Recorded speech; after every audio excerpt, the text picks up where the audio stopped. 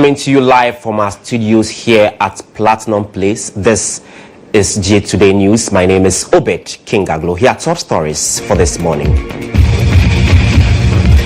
Coming up this morning, banking consultant Dr. Richard Ituahene cautions government to be mindful in its quest to recapitalize the Bank of Ghana as the national economic dialogue ends.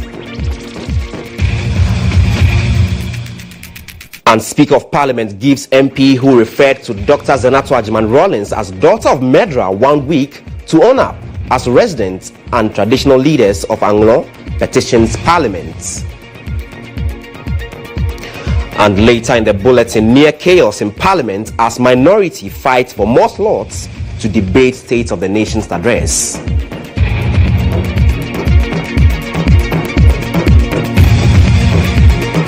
We have details of these and many other stories coming up shortly. Do stay.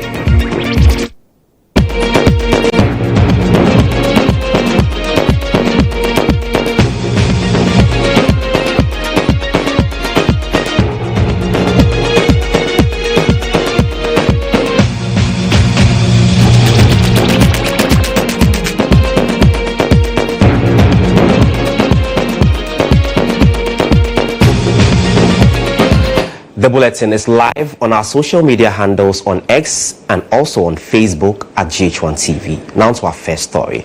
Banking consultant Dr. Richard Ituahene is urging governments to carefully consider the nation's fiscal space as it seeks to recapitalize the Bank of Ghana. Speaking during an interview, Dr. Ituahene predicted that the process of recapitalization could take between 3 to 4 years to complete successfully. He also emphasized the need to reform in the banking sector, warning that poor corporate governance on some local banks remain a significant challenge. Dr. Ituahene's comment comes as part of proposals at the end of the National Economic Dialogue for governments to move forward with plans to strengthen the banking system. No, the recapitalization of Bank of Ghana is not a new plan. Because if you check on the IMF country documents, 24/334, December 2nd, 2024, the IMF reiterated that the government and the Ministry of Finance should work in tandem to recapitalize the central bank. But however, they left a caveat. They said that we should be mindful of the physical space, i.e., recapitalization by the budget means that your physical space that will enable you to recapitalize it.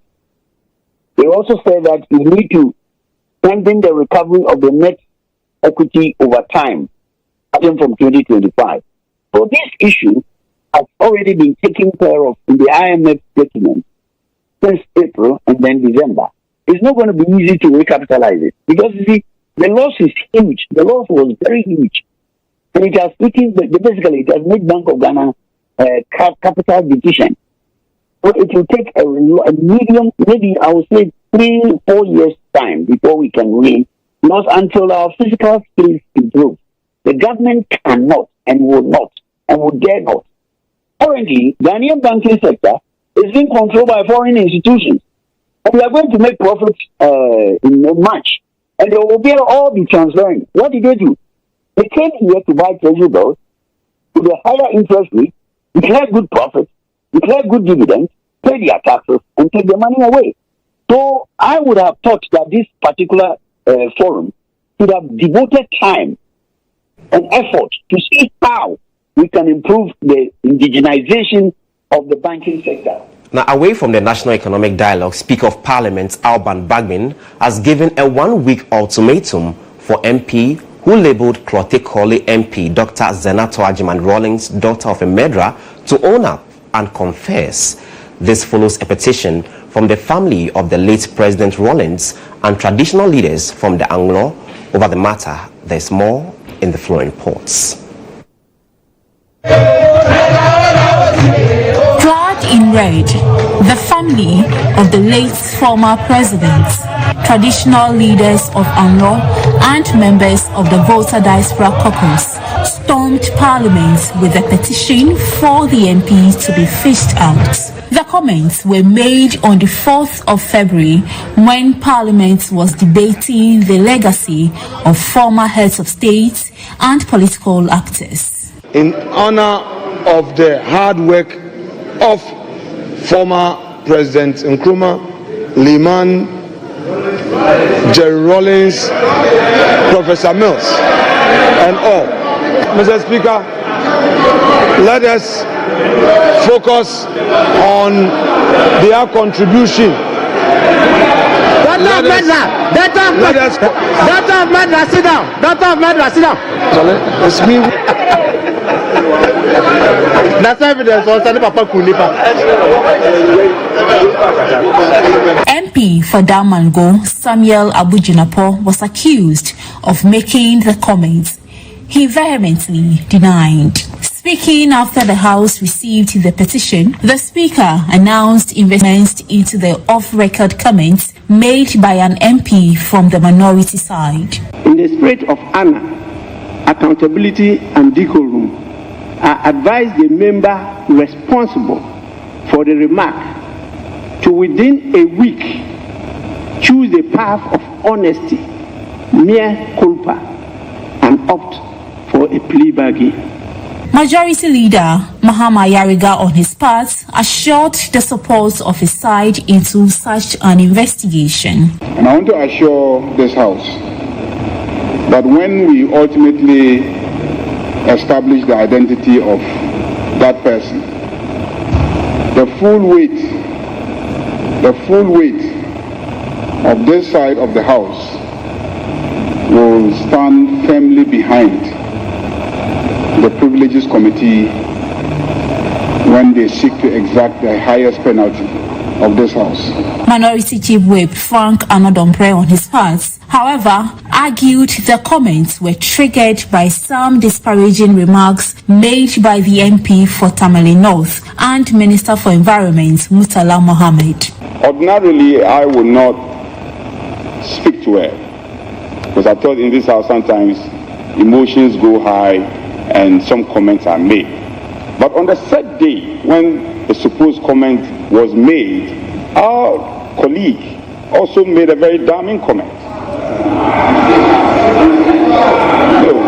Vice Chair of the Voter Diaspora Caucus, Jeffrey Atakli, took issue with the justification mounted by the Minority Chief Whip. They should be very careful. Even the statement right now that the Minority Chief Whip is even making, that small boy is even making, shows that it's something they have planned as minority to do that. And we are just waiting. We have given the Speaker that respect. And when the time comes and they refuse, they will say it. The thing they can just be doing things anyhow. Speaking to Star News, former women's organizer for NDC, Anita Dusoso, cautioned the said MP against failing to own up given the consequence. He has to go to the village and perform rituals because we are also from a home, not a house. Look at this guy. I don't know him, who he is. Rawlings is not just a president, he's a chief. If they don't like him, we like him. And he has been in power for so many years. And he has done a lot of things. So why should you tag him that he's a murderer? So he should come and prove to us the people that he saw Rawlings killing them. GHOne News will be monitoring events in Parliament and bring you updates.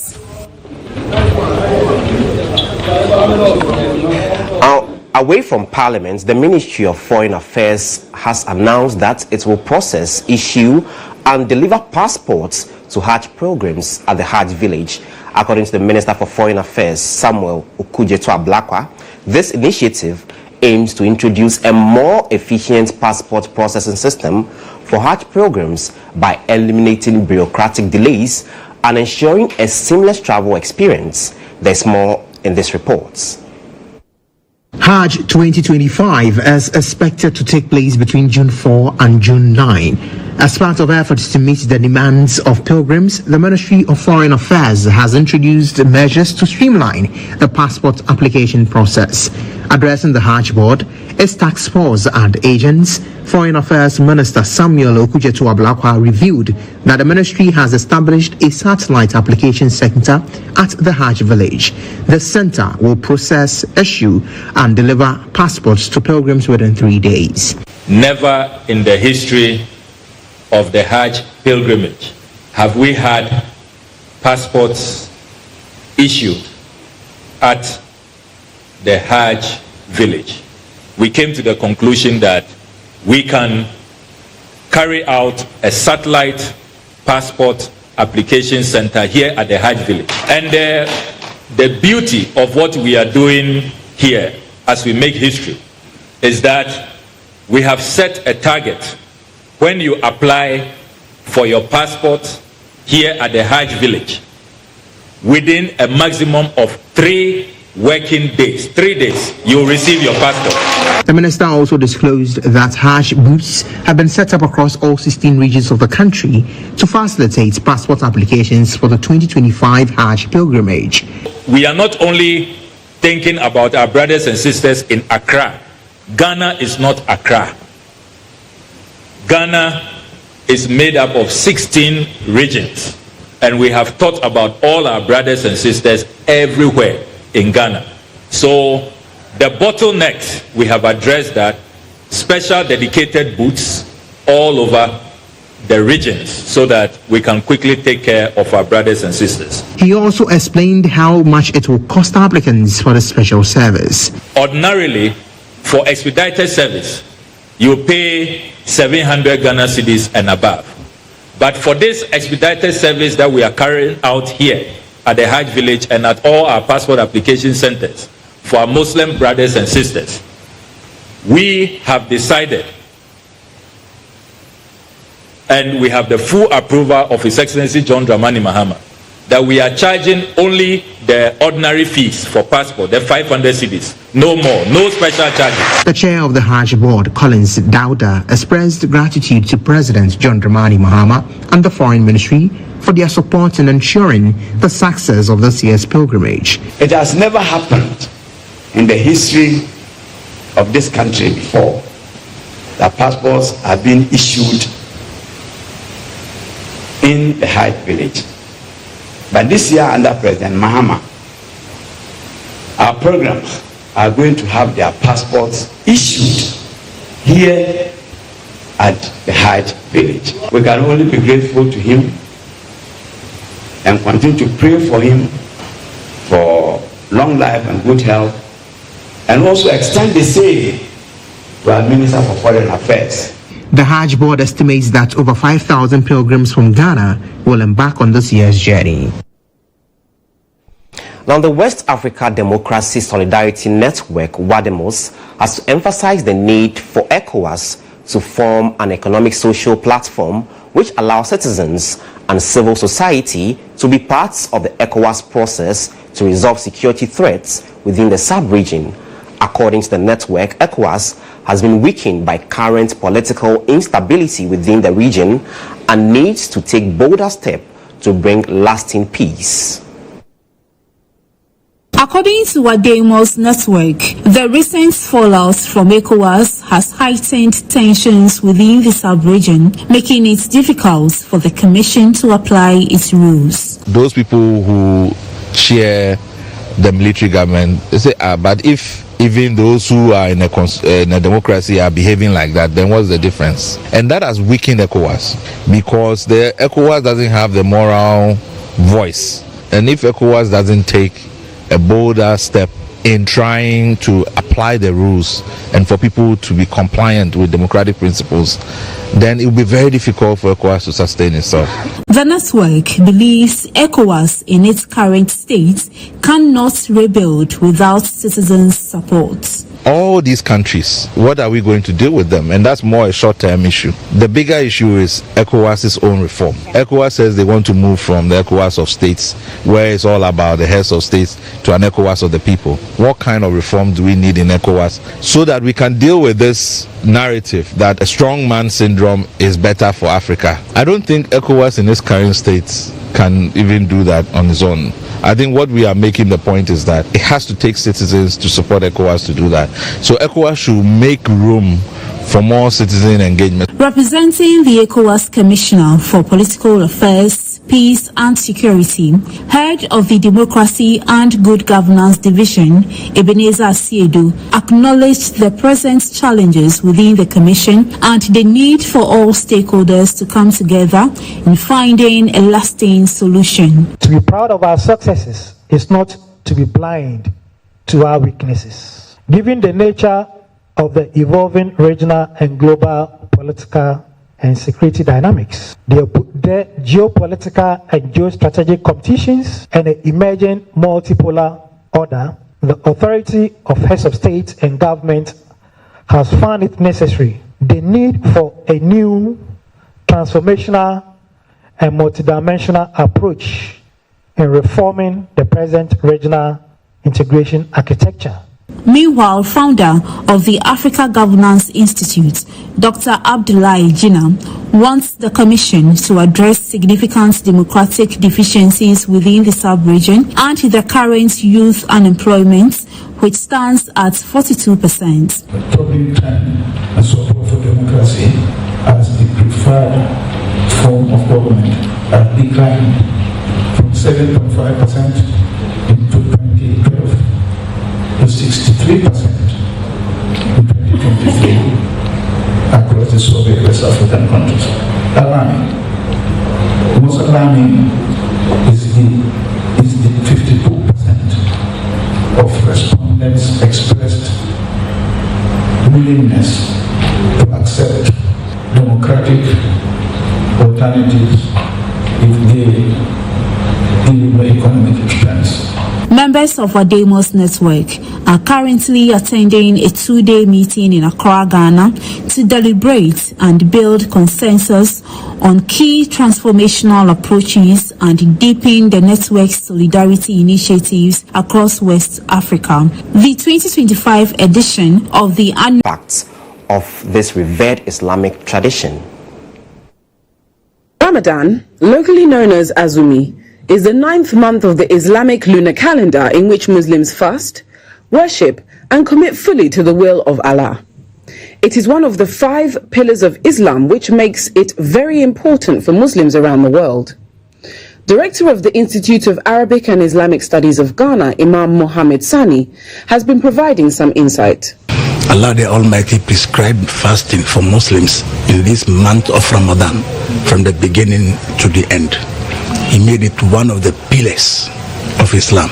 Unless you have an excuse that is accepted by Islam, that is where one will be exempted. Somebody like a sick person, somebody like a traveler, somebody like an old person, an aged person, be it man or woman, a woman who is menstruating, a woman who is giving birth to a child, and then she is bleeding. All these people are exempted, but some of them are partially and some of them are totally. Some Muslims the news team engaged were optimistic of spiritual growth at the end of the fast. During Ramadan we face difficulties, but we always pray for forgiveness, because even not in Ramadan we are not asked to do what is bad. Yeah, we have to do what is right. So all we pray is for change. Not even as for all the Christians. Obi anfa a peace any energy and share fasting, because fasting dey pe asumdwe and I pe peace nso inti empenta kwa empe bibia na ehia ne mpaibo. With academic activities in full swing, we asked students what challenges they face during Ramadan and if they will participate. When someone, maybe some of the Christians, they are eating the aroma of the foods, you want to eat some. Yes, it tempts you, so the aroma of the food so maybe sometimes when you hear the aroma of the food, you can easily break your fast. I fast every Ramadan, so we hope you get in easy and complete it. May God give us long life so that we can complete Ramadan. But there is a business side to Ramadan. In Nima, a predominantly Muslim community, it is thought that business would be slow, but vendors say it is rather the opposite. One experience room. Ramadan ba ayaya tisu kakra na e da hye anapatututu no enyimre ne start say ayaya tisu ye de be square e say anapatutu ntine be ombedi safo no ye sa nua bi na e da square nti Ramadan ba medium ye okay week we so uba ni ma market ni ma ya beji ama for aba market pa nkanka Wednesday no ye to ade rough nti bibia ye okay. So, if you have any Muslim friends or colleagues, do not be afraid to chow down. Just remember not to invite them to share in your meal. Well, at least not for the next 30 days. For GHOne News and Star FM, Zuleyha Nuhu. Now, as part of our series on Ghana Month and efforts to deepen our understanding of the diverse cultures that make up our nation, we took to the streets of Accra to explore how well Ghanaians truly know their own traditions. Ghana is home to a variety of ethnic groups, each with unique culture, customs, and festivals. Now, while festivals like Hogbechocho and Akwesidae may be widely recognized, there's one festival that is not known by many people, the Bugum Festival. What do you know about the Bugum Festival and the people who celebrate it?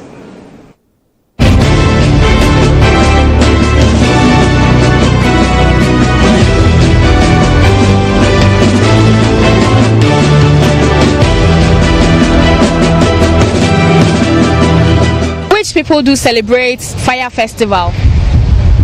Fire Festival, that is Anglo. Oh, that should be Angloga, that is Angloga. Fire Festival, Angloga, yeah.